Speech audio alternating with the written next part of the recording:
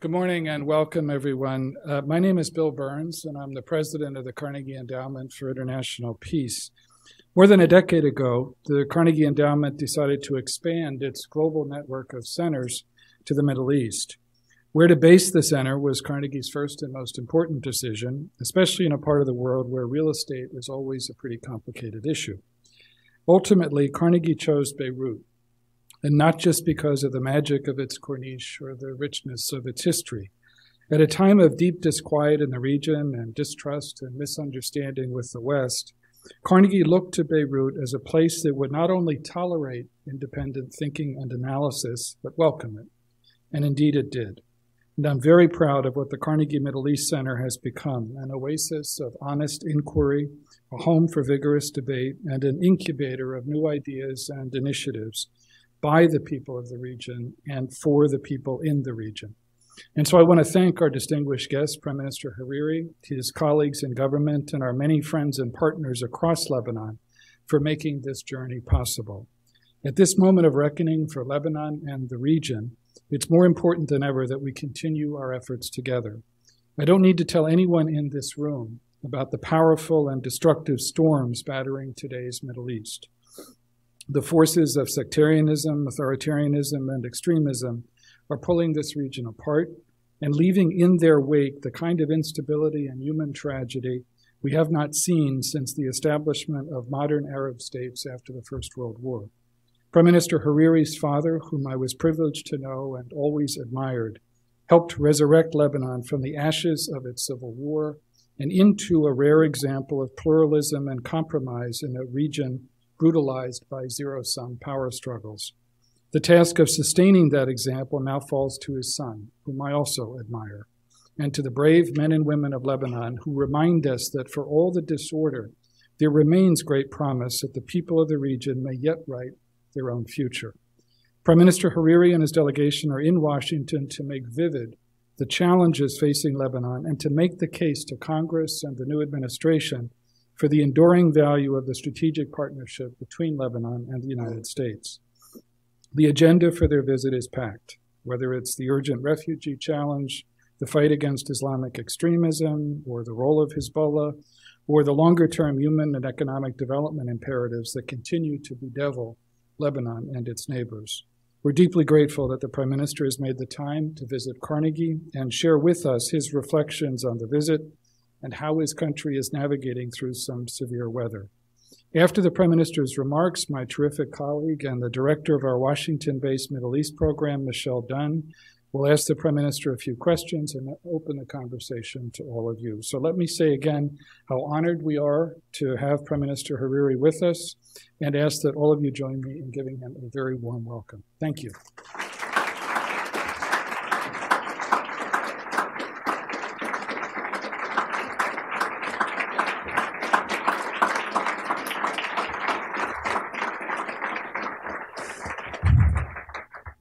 Thank you. Ladies and gentlemen, the late Pope John Paul II has called Lebanon a message to the region and the world. I'm here to add, Lebanon is an asset to the region and to the world. In a region fraught with religious and sectarian violence, in a world where coexistence between Islam and Christianity is increasingly portrayed as impossible, Lebanon offers a model of coexistence, of dialogue, and of political solution. In a region where authoritarian regimes offer no alternative but repression and civil war, Lebanon's democratic, certainly imperfect, yet democratic system also offers a model. In a region where despair is becoming the norm, where economic and social horizons are bleak, Lebanon offers a model of resilience, creativity, and initiative. In a region threatened by extremism and terrorism, Lebanon is a model of society anchored in moderation, denying extremism a foothold and of an army and security forces actively combating terrorism, achieving success after success in that battle. In a world incapable of accommodating refugees in thousands, Lebanon, with a population of 4 million, has nearly 1.5 million Syrian displaced, added to about 500,000 Palestinian refugees in its territory, a ratio 1 to 2. In this, Lebanon provides a public good to the world. For all of the above reasons and more, Lebanon is an asset to the region and to the world. This asset faced and still faces many threats, some of which we as Lebanese are dealing with on our own, and some for which the contribution of the international community is a must. Let me first discuss what we Lebanese have been doing to stabilize our situation. Lebanon is emerging from 10 years of political deadlock, which has polarized the country and led to economic inaction and erosion of investors' confidence. Less than a year ago, we faced the challenges of political tension, paralysis in decision-making, low capital inflows, slow growth, and the negative repercussion of the Syria conflict and the associated Syrian displaced crisis. Since then, we have elected a president, putting an end to a 3 years vacancy in power. We have formed a national unity government and adopted a new electoral law. In short, political life has been returned to normal. Elections are scheduled for next May, which gives our current government 10 months. Despite this short period, I plan to address the economic and social challenges, concentrating on 4 broad objectives. 1. Jumpstart inclusive economic growth. 2. Maintain fiscal stability. 3. Mitigate the impact of the Syrian displaced.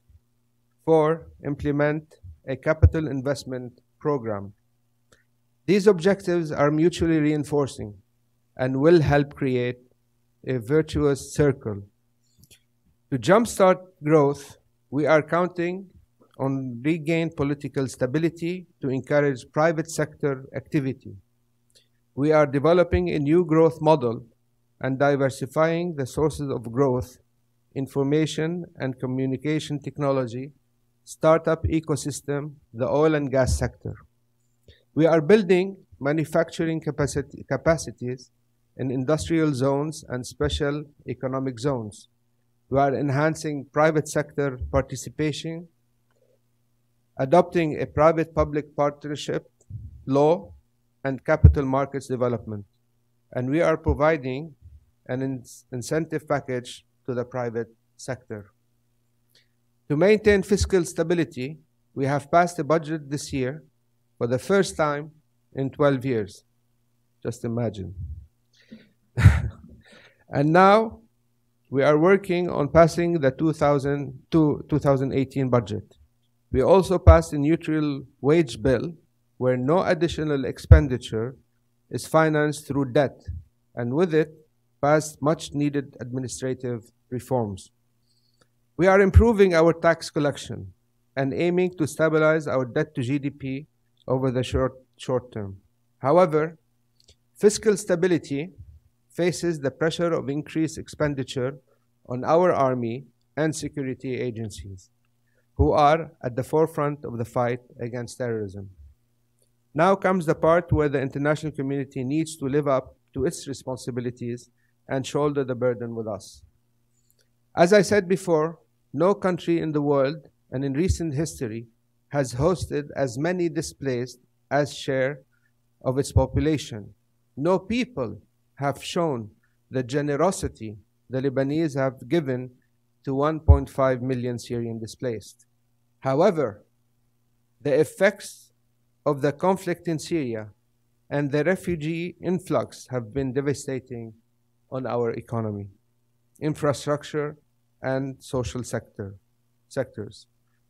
The most recent World Bank estimate put the cumulative loss to Lebanon's GDP since the start of the conflict at $18 billion, and revenue loss is estimated at $4.2 billion.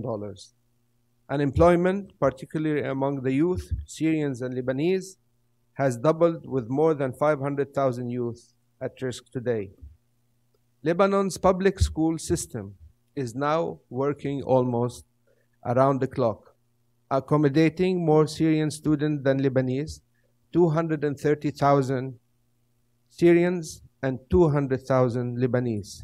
Still, it is estimated that 200,000 Syrian children displaced in Lebanon are still out of school, posing a real danger for their own future, the future of Syria and of Lebanon. The same pressure is felt on public hospitals, the electricity grid, water, waste, and all public services. Our government has outlined its vision for dealing with the crisis at the Brussels conference earlier this year. We have recently witnessed signs of fatigue in host communities as tensions with the Syrian displaced are rising. The situation is frankly a ticking time bomb. The number of Lebanese youth who has fallen in the trap of radicalization is minimal, not to say negligible. This is a direct positive product of the openness, diversity, tolerance, and moderation inscribed in Lebanon genome. However, if our schools, hospitals, infrastructure, public service, and host communities falter under the current unbearable weight, we will all be faced with a lost generation of both Syrians and Lebanese. While we recognize donor assistance to the Syrian displaced in Lebanon, it has been mainly humanitarian in nature and much less than needed. And here, allow me to reiterate my position on the issue of the return of Syrian displaced to their country. First, we fully support the speedy and safe return of the Syrian displaced. However, we will under no circumstances force them to return to Syria.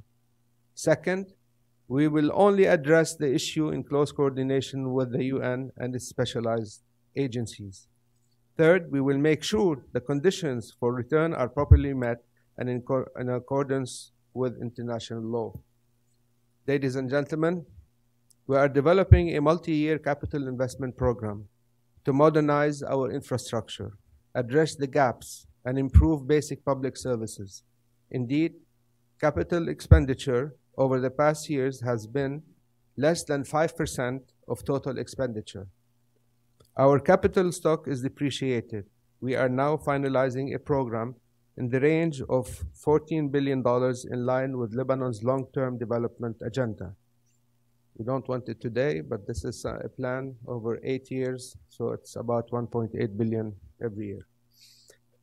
Particular emphasis is on transport, water, electricity, education, health, and telecommunication. For this, we will mobilize assistance in the form of grants and concessional loans while encouraging the involvement of the private sector. Ladies and gentlemen, I have no doubt we will altogether defeat the current brand of extremism and terrorism. However, a more dangerous brand could well emerge if no political solution is found in Iraq and Syria, allowing the inclusion of all sects, groups, and communities in power. Lebanon's democratic, inclusive, and open system is the model of such a solution.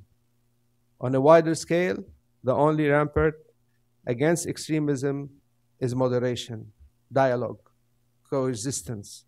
Here again, Lebanon is the model.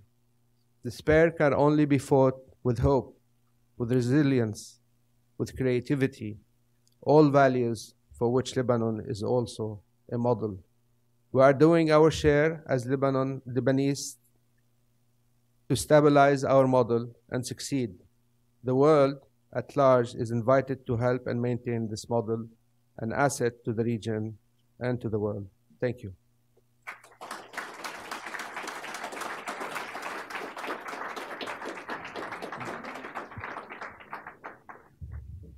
Thank you very much, Prime Minister, for your remarks, and welcome again to Carnegie.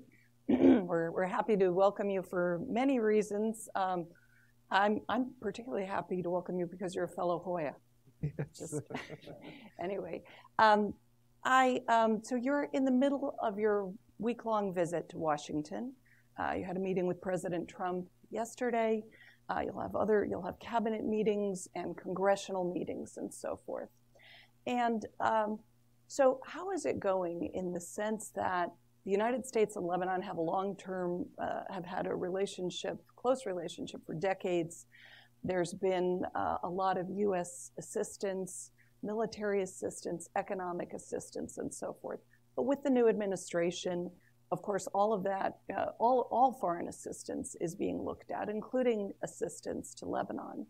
So what is your sense initially in the conversations that you've had as to whether that same kind of relationship, particularly when it comes to assistance to the Lebanese army, is going to continue?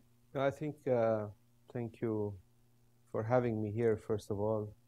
Thank you, Bill, for also this. I think the administration understands very well the position of Lebanon. Yes, there is maybe budget cuts in certain FMF, but I think the administration, with our talk, we're explaining to them what is the position of Lebanon, our partnership, the importance of this partnership, and the importance in continuing fighting extremism and terrorism. We explained to them also that Lebanon is a buffer zone, we are in the front lines of fighting extremism. So I think the administration understands pretty well the position of Lebanon. And I think also today they've released $140 million in aid for the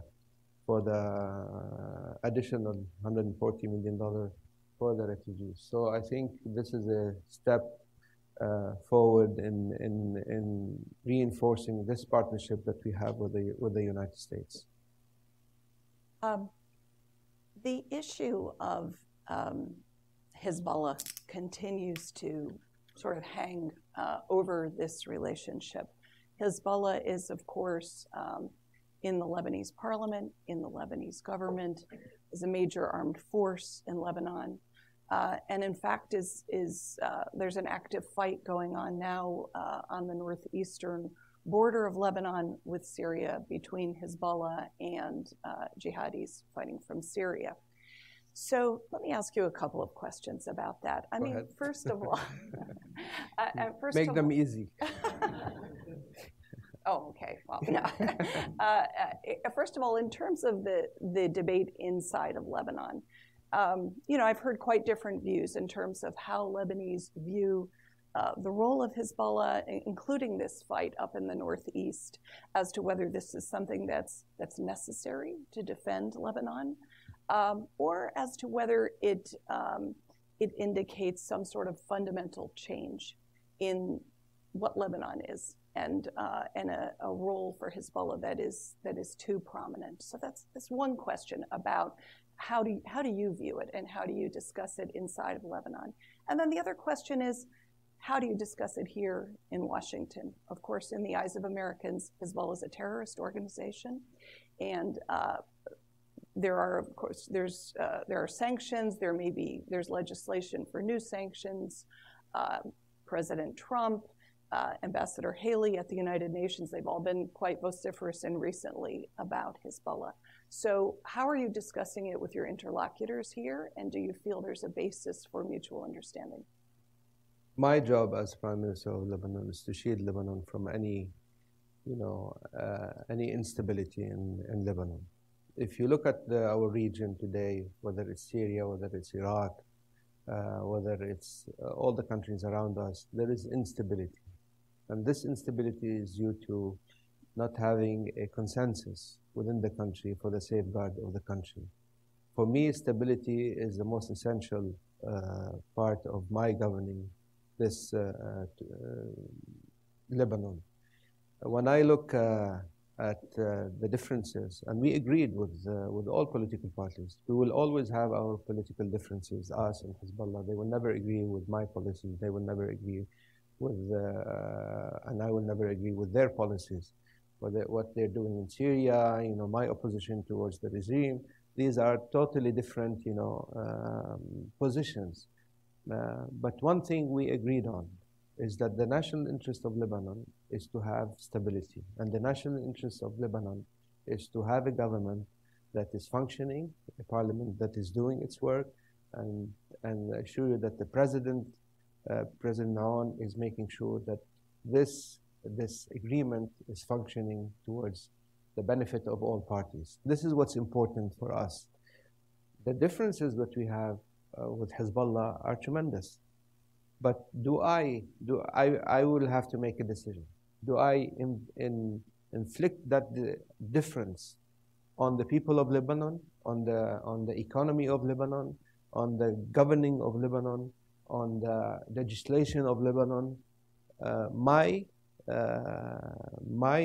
government has taken upon itself that we will alienate ourselves from those differences, because we have so much in common also, whether it's the economy, the good of the people of Lebanon, and the security and stability of Lebanon. So if you ask me, do I agree with what Hezbollah is doing? No, I don't agree. I differ with them that we would have liked to see the army doing what they're doing in Arsal. And we would not like to see them in Syria. Will they agree with what I say? No, they will not agree. So we have a very difficult relationship in regional politics between us and them. So the best way is to alienate each other positions in these things and try to work as much as we can for the benefit of Lebanon. We agreed that we will not quarrel about these things. In the administration, here in the United States, I think there is an understanding that Lebanon has survived, or it's like a miracle that what we were able to achieve. And everybody wants the stability of Lebanon and doesn't want the destabilization of Lebanon. So this is our focus in this government, and this is what we'll keep on working on. To pursue the issue of Syria a little bit more. So, there have been recent developments with the US administration and Russia reaching some kind of an understanding regarding Syria, the United States ending a program of covert assistance to Syrian rebels. How does this affect the situation inside of Lebanon, and what's your outlook on these developments? I think what's important about this administration is serious in solving problems. I think when President Trump said there is a red line, he meant it and he acted upon it. And I think today when there are discussions with the Russians in solving these issues, the de-escalation areas that they have agreed with the Russians, this is something real. It's happening in Syria. So I think we need to give a chance for this kind of solutions. I think the Trump administration understands quite well the complexity of the region, and especially in Syria, and we should wait and see.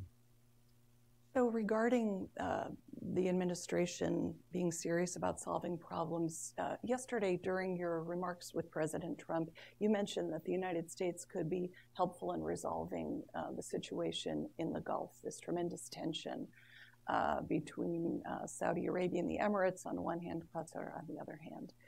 What's your outlook on this situation, and also on the Lebanese relationship with Saudi Arabia? Saudi Arabia used to provide a great deal of assistance that was very helpful to the government, to the army, and to the Lebanese economy. And the Lebanese economy is going through a pretty tough situation. So what do you see? You recently visited Saudi Arabia. Recently, I know you called on Crown Prince Mohammed bin Salman. You also attended the Riyadh summit at which President Trump was present. So what do you see as the outlook for Lebanese-Saudi relations and the resumption of Saudi assistance to Lebanon? I think, our relationship with Saudi Arabia is back to normal. We will see a more active Saudi Arabia in Lebanon. Maybe there was a little bit some time ago, some differences. Now we're fixing this relationship, whether it's myself or President Naon. We're working hard on refixing this relationship. I think also on the issue of Qatar and Saudi Arabia and UAE, there is a Kuwaiti, delegation, or they're working initiative that they're trying to work this problem among themselves. I would say, when I said that the United States would be helpful, I think it would. I mean, so the United States has good relationship with the three countries, and I think it's in the interest of the Arabs that we unite. I think also we have to understand that there are some complications between the Saudi Arabia, UAE. This is due to some agreements that they were signed between the Saudis and the Qataris a few years back and were not implemented, I think, by the Qataris.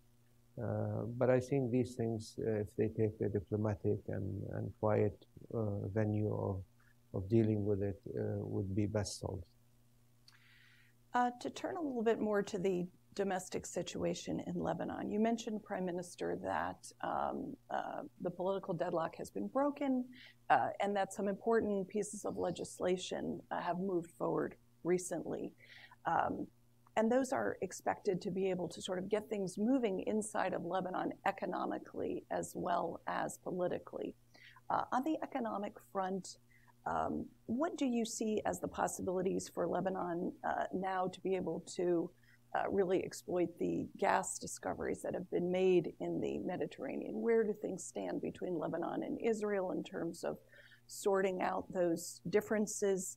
And what do you think, what kind of a difference would really being able to exploit that gas make to the Lebanese economy? For us, the gas and oil exploration is extremely important. This government, before there were 3-year deadlock about some decrees that should have come out from the government and from the cabinet, the Council of Ministers, and they didn't. The first meeting we had in this Council of Ministers, we issued those decrees. Today, everything is on track for the oil and gas. We have some issues on the delineation and demarcation in our maritime between us and Israel. There is an initiative by the United States to solve this issue. In the past, there was the Hof delineation that he did. I think we need some more work, some more help from the American administration, and I think we can resolve this issue. It's an important investment for us to have American companies also to come to Lebanon and invest in the oil and gas exploration. At the time, we had Exxon, Mobil, and other companies that were interested. Today, we don't see this interest, maybe because they found gas in Alaska and they feel, why go to Lebanon to invest there? But I think for long-term political and peace, we have to think this way, and it will have some big returns, hopefully, for all companies and for Lebanon.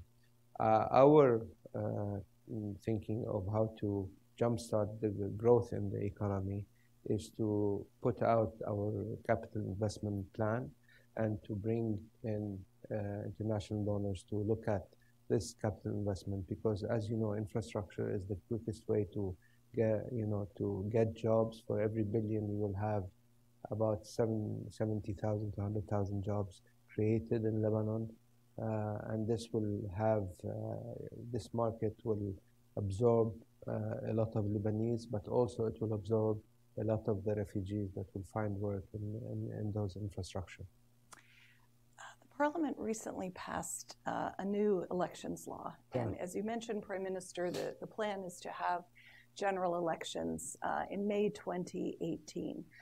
This elections law really changed your electoral system quite a bit. It changed it to a proportional representation system. It redrew the electoral boundaries. And it's notoriously difficult to predict what the results will be from changes, especially profound changes like this in an electoral system. But I'm wondering, what do you expect? How do you expect this system and the elections that are due to take place next year to change the politics of Lebanon? I think what's good about the system is that this government, for the first time in the history of Lebanon, it approves a law that it's not in its own interest. Most governments that are in power will issue an election law that is in the interest of the governing people. In this government, we issued a law actually in the interest of the people. And this is the first time in Lebanon. It's going to be very hard to predict, but we're confident as a political party. We will have our own share. We're confident that our constituents are there, and hopefully, in a democratic way, they will go and vote for us. It will introduce new people, definitely.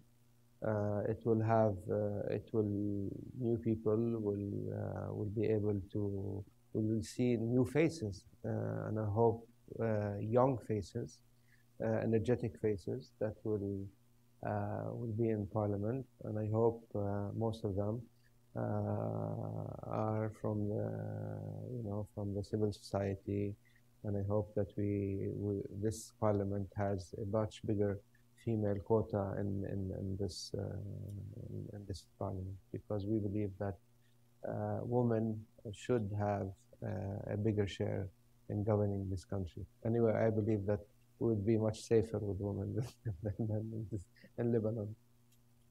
Thank you. All right, I want to open it up to questions from the audience now. Please put up your hand if you'd like to ask a question.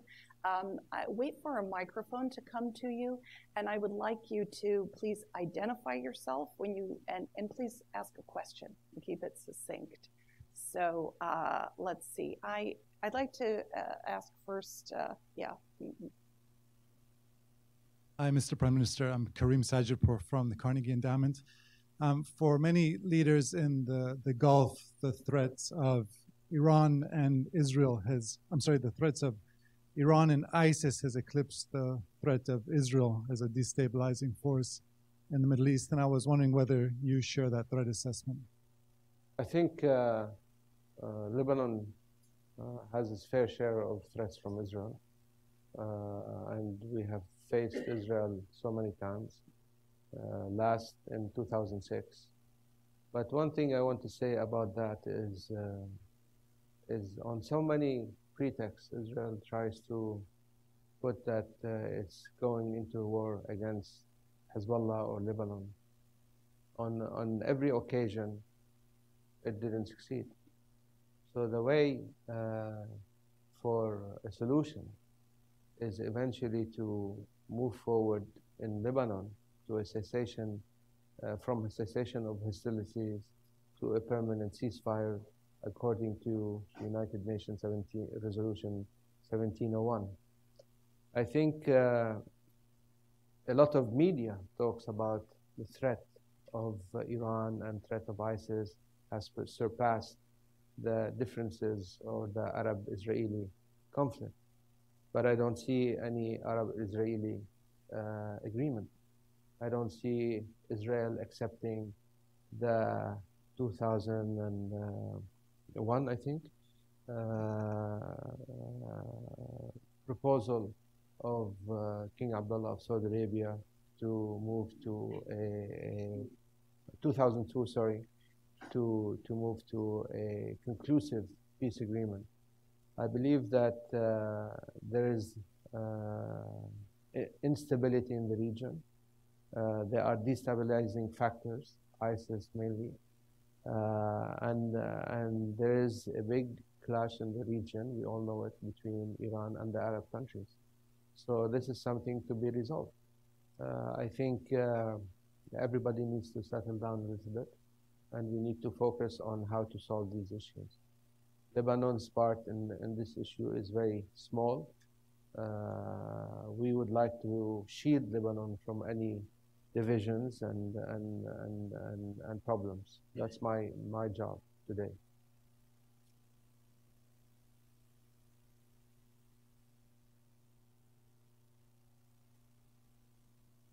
Yes, hi, Mr. Prime Minister. Joyce Karam with Al Hayat and the National. Thanks, Michelle. My question is, looking at the events in Syria, Assad consolidating his power, the Trump administration has cut aid to the rebels, and even France is adjusting its position. Is Lebanon prepared for a scenario where the Assad regime would win in Syria? What would that mean for Lebanon, and what would that mean for your government? Thank you.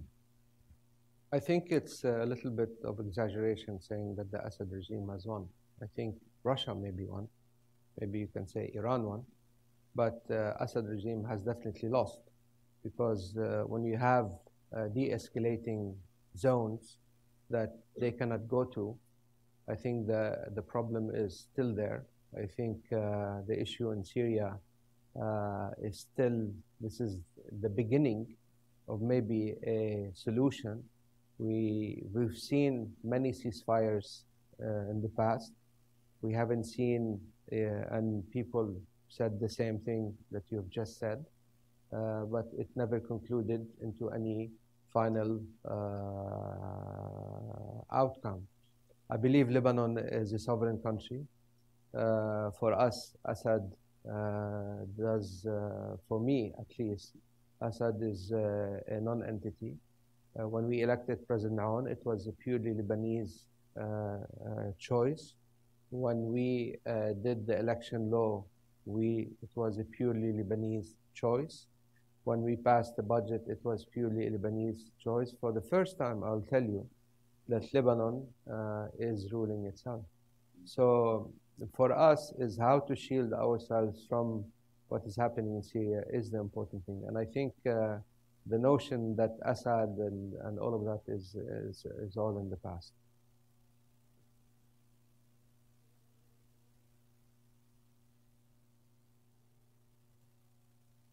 Hi, Brian Harris with Al Monitor. Last week, Congress introduced sanctions legislation on Hezbollah, which President Trump seems likely to sign. Can we get your position on that, and are you afraid that it could potentially destabilize Lebanon's banking sector? But I will be going to the Congress tomorrow and talking to both parties. And I believe that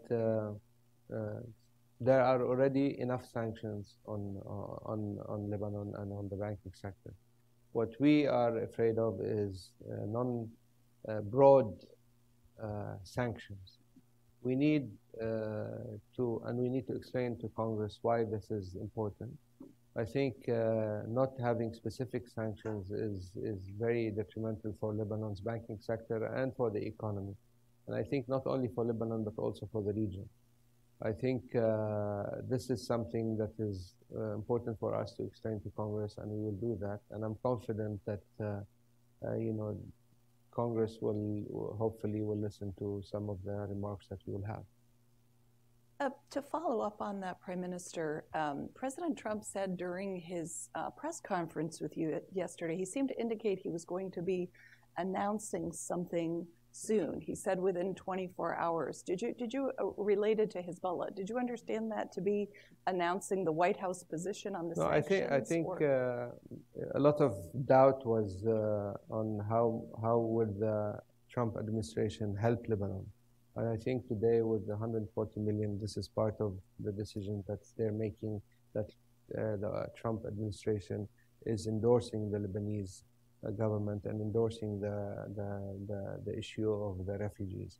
I think maybe if there are something else, I wouldn't know about it.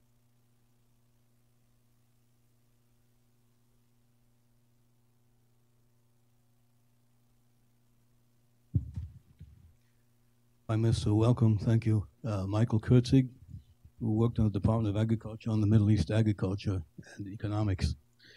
Prime Minister, are you aware of regional efforts by Israel for regional cooperation in agriculture, in water, in energy, all the things that you talked about that's so necessary?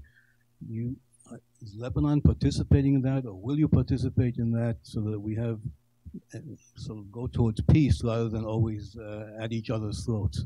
Thank you. I think our main focus today is how to rebuild our infrastructure in Lebanon. I think stability in Lebanon is for us the most important thing. If there are conferences within the EU along those sides, I'm sure Lebanon would be there. But peace for us is within the actual initiative that King Abdullah of Saudi Arabia that he started in 2002. I think we have to focus in the region, and especially with the recent actions that happened within the Masjid al-Aqsa, the Grand Mosque of in Jerusalem. This is something that will only make things worse.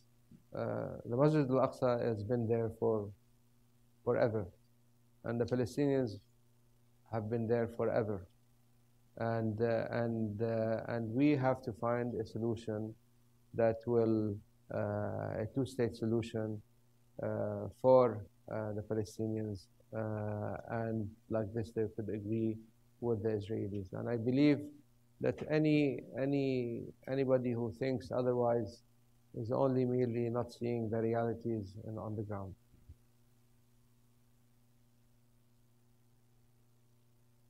There's this guy also. Hi, I'm Amy Igdawi from Bank Information Center, and thank you for coming here and talking to us. But I have a question about corruption in Lebanon. So Lebanon is rated #1 corrupt nation in the Arab world as Transparency Index in 2016. And I wonder if there are any efforts to have like institutions to fight corruption, especially in this very dire economic phase that Lebanon is going through. Thank you. Thank you for this question. You know, the problem we had in Lebanon is for 3 years we had a void in presidency, and that affected all the institutions that we had in Lebanon. People used to criticize me with all my initiatives that I was trying to come to finalize this issue of presidency. And I believe that this void has increased the corruption tremendously in Lebanon. As President Aoun became president and this new government became reality, we have been fighting corruption in a big way, appointing the supervisory councils that will look at all government institutions, where this government and this parliament also issued the Information Act that people today are allowed to see any information within all governments and institutions. This is something new for Lebanon. If you look at the gas and oil, we signed the EITI, which is a transparency agreement that will allow the civil society and whoever wants to check the process and how we're working the oil and gas. So, but I do not have a magic wand. But one thing I know that my President Aoun and myself have the will to fighting the corruption, and I know everybody in the government does. And I believe it's not going to be easy, but we'll get there, and we'll get there quite fast.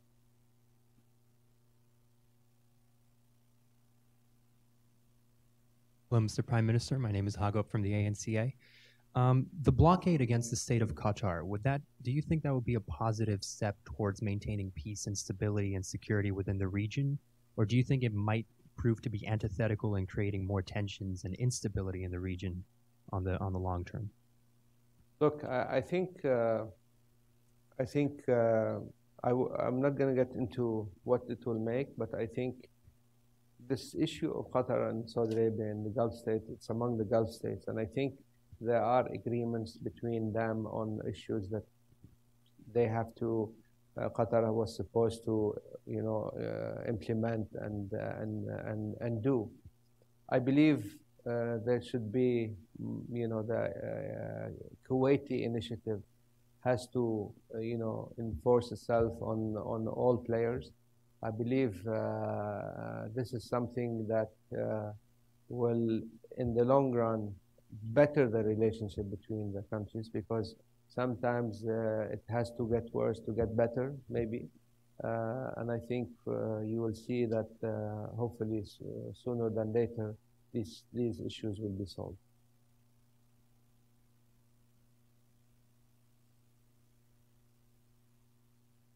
Just to correct the journalist who said Lebanon is #1 in corruption. Could you introduce yourself, Yes, please? my name is Olina. I'm with the Prime Minister's office. I just need to correct the journalist who said Lebanon is the #1 corrupt country in the Middle East.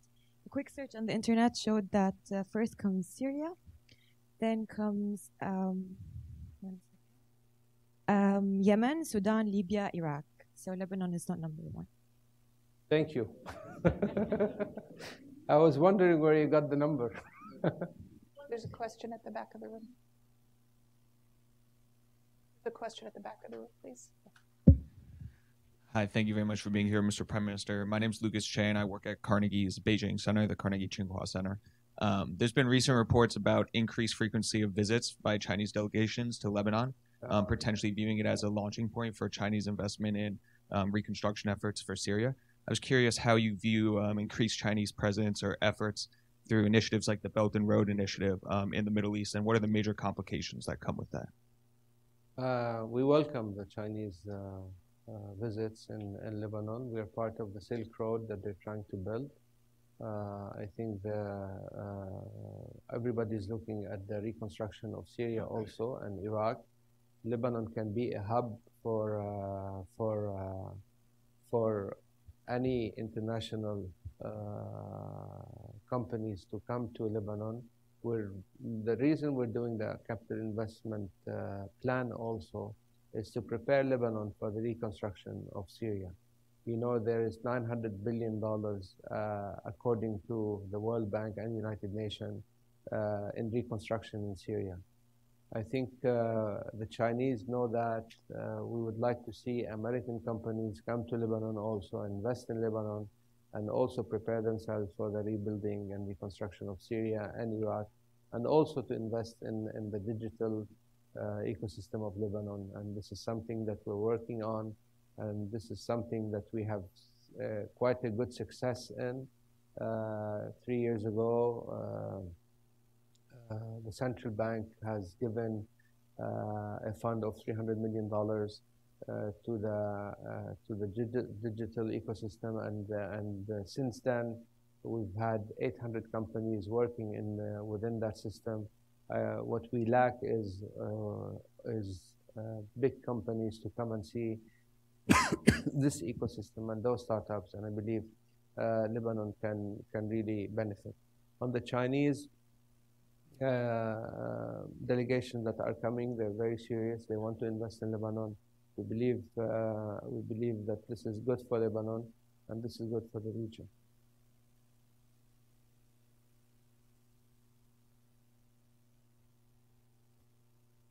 Welcome, Mr. Prime Minister. I'd actually like to address UN resolution. Could you introduce yourself, please? Oh, sorry. I'm David Daoud. I'm a research analyst on Hezbollah and Lebanon at UANI.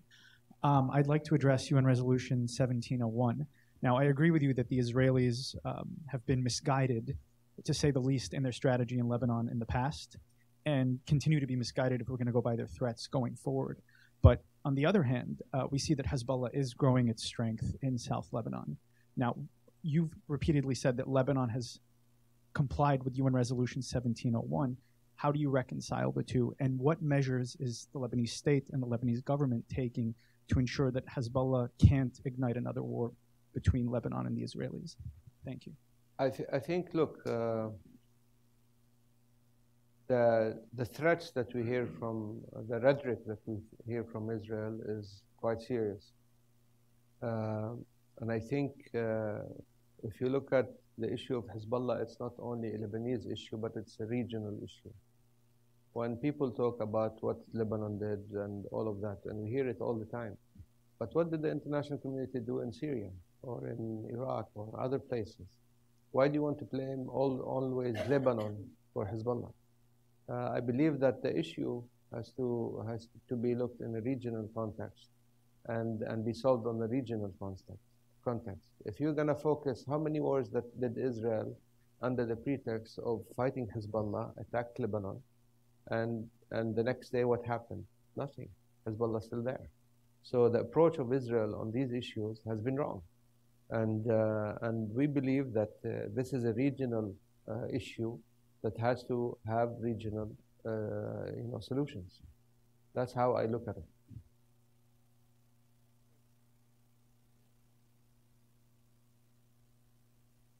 Thank you. Dan Ward, master's graduate, George Washington University. What's your stance on the conflict in Yemen, particularly given reports of Hezbollah involvement supporting the Houthis? I think my stance is quite clear. We should the Yemen problem should be find itself. There are UN resolutions about Yemen. The Houthis need to implement the UN resolutions. We believe that Saudi Arabia and the Gulf states and the alliances they formed is something that is reasonable because there were threats on Saudi soil. So I believe this issue has to the Houthis they have to implement their accord within the Gulf that they signed off on. I think the UN resolutions are very clear. And they should be implemented to the full. And I think the Houthis haven't done what they should do in Yemen. I believe an end to this war should be quick, hopefully. But the problem is that there is a faction in Yemen that has decided to take over Yemen and threaten a neighboring country. And I believe this is something that is totally unacceptable in the world. I mean, what would you do if some country next to the US does this and do what the Houthis doing? I believe this is quite a clear story for us. We have time for one more question. And actually, I have one. Yeah, sure. Prime Minister, we all know about the tremendous challenge for Lebanon of the 1.5 million displaced Syrians, a quarter now of your country's population.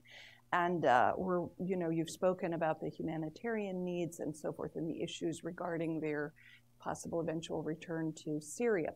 But there are reports in Lebanon recently about rising social tensions between Lebanese Syrians, Lebanese citizens and displaced Syrians, and some disturbing images of violence and so forth. So can you speak about that? What are you doing inside of Lebanon to mitigate these tensions and to improve relations between Lebanese and Syrians while the Syrians remain in your country?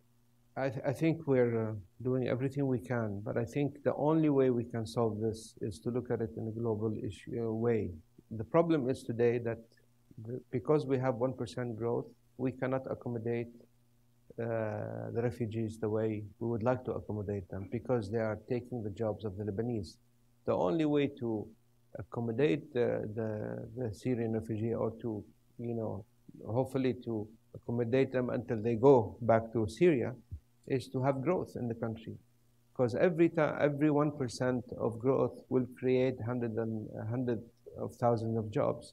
So if we have a growth of 5% or 6% or 7%, but you have to understand that Lebanon used to accommodate about 600 to 800,000 Syrians before this whole conflict started.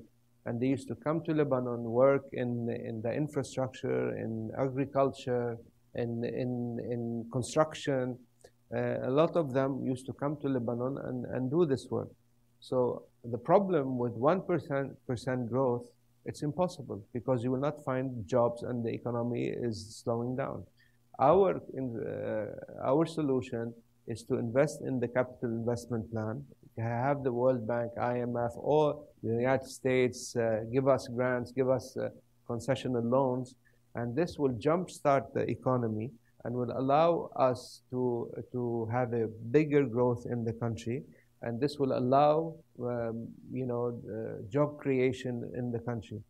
We will be, I wouldn't ask the international community come and spend X amount on host communities and X amount on the refugees for food and health. Because in the end of the day, people want to safeguard their own dignity. People do not want to be given a coupon to go eat. People want to work, to go proudly to their families and say, this is from our own doing.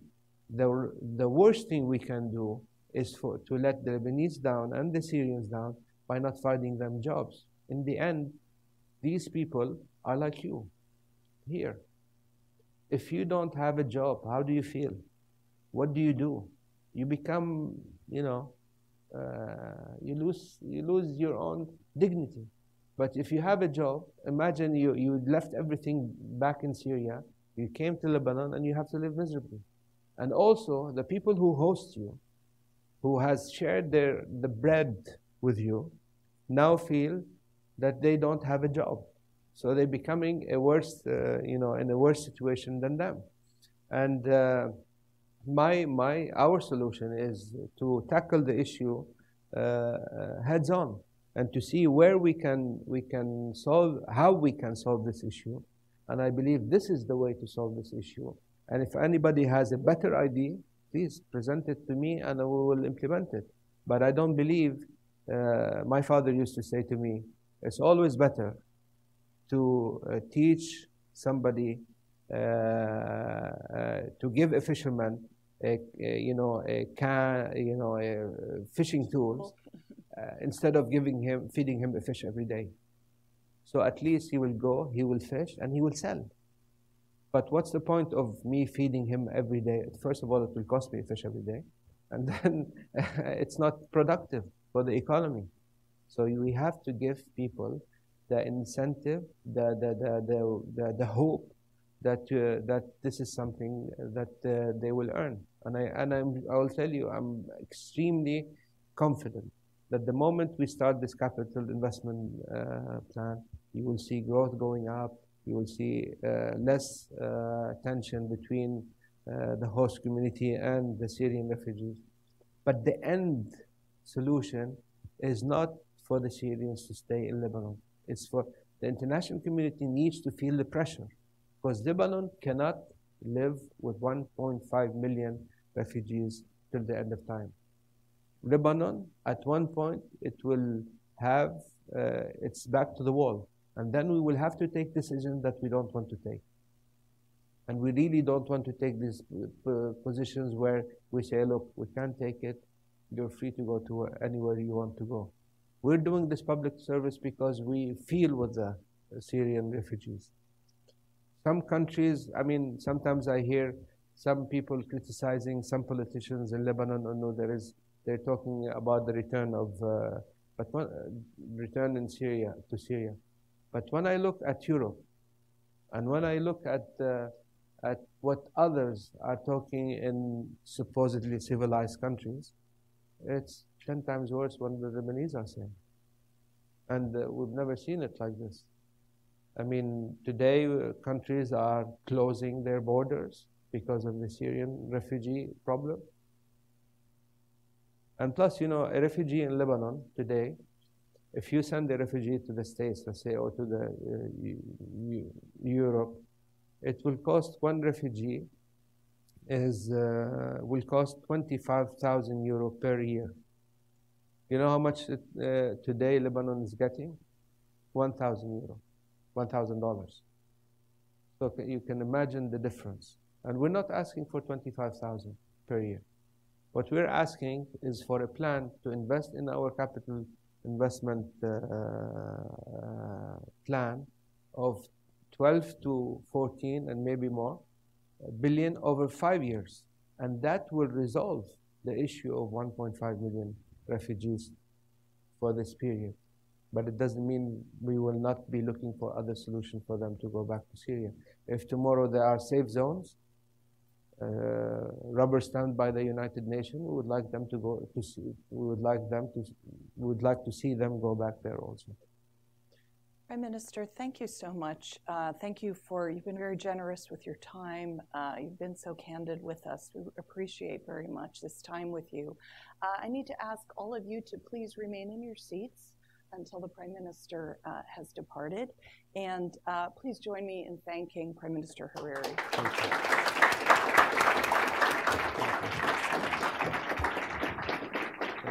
Thank you all.